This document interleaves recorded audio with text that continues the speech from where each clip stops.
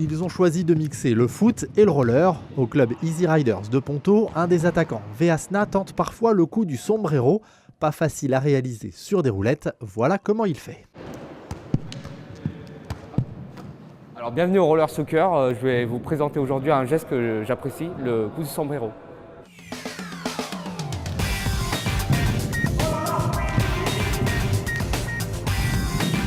C'est un peu comme au foot, sauf qu'à la différence du foot, en fait, c'est hyper difficile en roller de lever la balle.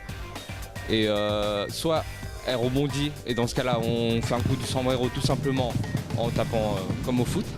Ou alors on essaie de lever la balle et c'est plus simple de lever la balle quand la balle vient directement vers nous.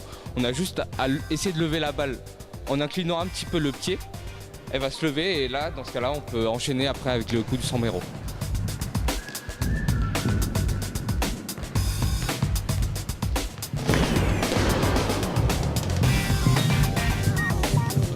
Ça demande beaucoup de justesse technique. Il faut avoir quand même une base de football, avoir du ballon comme on dit, hein, un certain toucher de balle, et tout le monde ne peut pas le faire.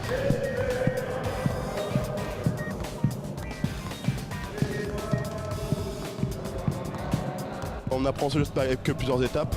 Première étape, je pense que c'est la jonglerie. Donc prendre un ballon juste pour travailler son toucher de balle. On fait rebondir la balle comme au foot normal. Déjà pour ressentir vraiment le ballon sur le roller.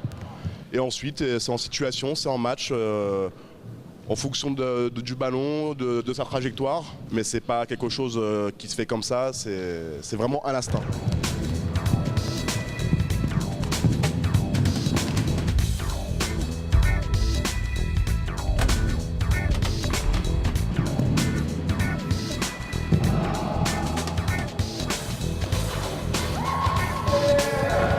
En roller, ce qui est difficile, c'est de revenir sur ses pas.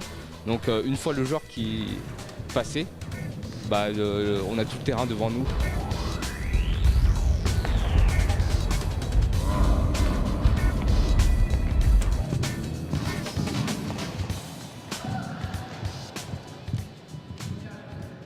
Quand il est raté, on perd le ballon. Donc perte de balle idiote. Donc possibilité de se faire prendre un but derrière. Le plus important, c'est ce qui suit derrière en fait. On peut réussir un coup de sombrero, mais après le ballon, on le réceptionne. Et là, soit on fait une passe décisive ou on peut frapper directement de volée. Et là, ça rend le geste encore plus joli.